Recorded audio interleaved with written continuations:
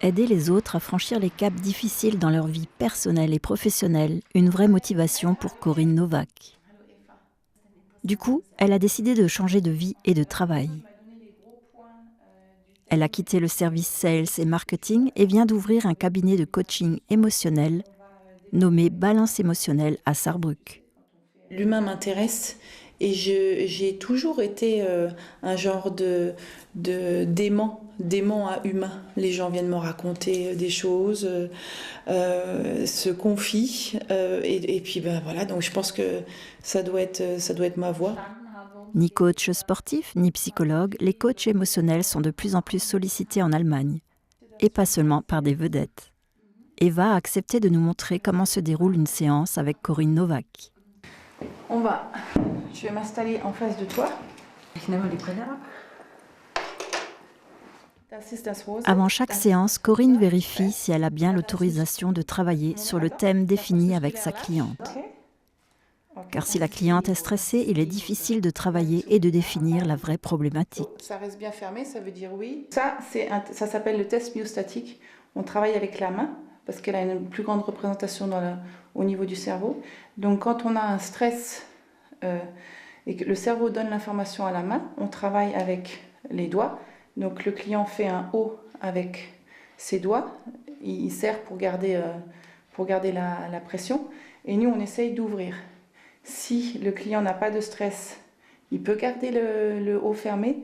Si on a du stress, les doigts s'ouvrent. La force musculaire lâche. Quand on a du stress, notre système il se met en route et on est prêt soit pour fuir, soit pour attaquer. Corinne travaille avec la méthode Wing Wave. C'est une combinaison de plusieurs outils, notamment la programmation neurolinguistique, le test myostatique avec la main qui permet de trouver les empreintes de stress et l'EMDR qui veut dire en français le mouvement des yeux, désensibilisation et retraitement de l'information. Là, on travaille vraiment sur je veux garder le focus. Ça m'est déjà arrivé, j'ai déjà eu des situations où j'ai pas réussi à garder le focus, pas comme je le souhaitais, et j'ai pas envie que ça se reproduise. Donc là, il y a des émotions derrière, il y a sûrement la peur, on va le voir tout à l'heure. Il y a sûrement peut-être la déception, des émotions qui se cachent là derrière. On va prendre une situation où ça lui est déjà arrivé, on va détacher les émotions de la situation pour qu'elle ait son système qui soit en balance et pour qu'elle puisse activer ses propres ressources. Et ce soir, quand elle fera son webinaire, pour qu'elle soit vraiment en balance et puis qu'elle puisse dire ce qu'elle a envie de dire, qu'elle garde son focus et puis qu'elle puisse amener les personnes qui sont avec elle sur le chemin qu'elle veut que les personnes prennent. Okay, also das heißt, wir testen... Oder so haben irgendwas dazu geschrieben. Also da hatte ich so das Gefühl, ich habe die irgendwie verloren. Okay, also das heißt, du hattest 70 Leute online. Ja, und am Schluss dann nur 3 und dann dachte ich, oh. Achso, das heißt, am Anfang hast du schon viele Leute, die geschrieben haben und dann waren wir immer weniger. Ja, ja. Du startest das Webinar, alle Leute tauschen aus. Was ich so erzählen will und gucke auf die Uhr und denke, oh, das ist schon drüber. Elle avait 70 personnes au début qui ont beaucoup échangé et à la fin, il n'y avait plus que 3 personnes. Donc elle a eu l'impression d'avoir perdu les gens. On va continuer, on va partir avec cette situation-là. Dormir, on sait très bien que pendant... Il en ressort qu'Eva se perçoit comme une pipelette. Et c'est bien là que le stress montre son nid. Au niveau du ventre, elle sent quelque chose, une agitation. Et elle va prendre avec elle, dans le processus, cette phrase où elle pense « je suis une pipelette ». Et on va commencer à faire le process. Quand je fais ça, en fait, on va travailler la stimulation bilatérale des hémisphères du cerveau, droite-gauche. Et on reproduit ces fameuses phases REM qui se passent la nuit. Les phases REM, c'est les phases du sommeil où le cerveau travaille les informations. Donc en fait, on refait les phases REM en état éveillé. Donc le client suit ta main de droite à gauche. Donc là, il y a la stimulation qui se fait visuellement. Qu'est-ce qui se passe quand tu fais ça? Tu reproduis ces fameuses phases REM la nuit, quand on dort. Tu as les yeux qui bougent. Et pendant ces phases-là, ton cerveau travaille les informations que tu as accumulées, que tu as vécues dans la journée.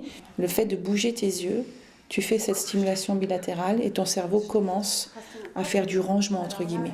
C'est comme si, tu sors la carte, j'en ai parlé tout à l'heure, la carte interne de la réalité de chaque personne, parce que cette carte-là est différente suivant les personnes.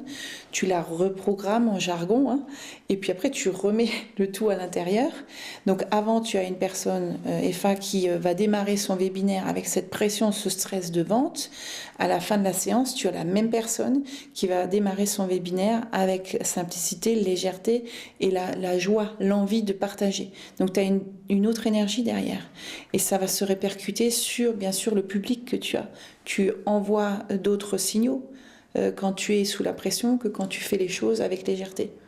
Voilà, donc l'objectif pour elle, c'était de se détacher de cette pression pour pouvoir amener son webinaire avec simplicité et puis avec passion, avec joie. Aujourd'hui, il y avait simplement un rendez-vous important, étant donné que ce soir, j'ai un webinaire et ces derniers temps, je me sens comme obligée de réussir à vendre parce que sur Internet, tout le monde raconte « il faut vendre » et j'ai remarqué une certaine oppression qui s'installe simplement dans ma poitrine parce que je ne veux pas que cela se passe ainsi. Donc, je souhaiterais que tout simplement beaucoup de monde soit présent et qu'alors, ce soient exactement les bonnes personnes qui achètent. Et alors, je peux simplement raconter ce qui est proposé à la vente, de quoi il s'agit et ce qu'on peut en faire, et les gens peuvent décider eux-mêmes s'ils souhaitent avoir avec moi une conversation plus poussée sur des sujets plus précis ou plus vastes. Corinne et Eva ont réalisé un travail complet au cabinet. Eva progresse à son rythme et après le coaching, elle trouvera en elle des solutions qui l'aideront à avancer, puisque les blocages mentaux et émotionnels ont été libérés. Les progrès de ses coachés confirment bien à Corinne qu'elle a trouvé sa voie.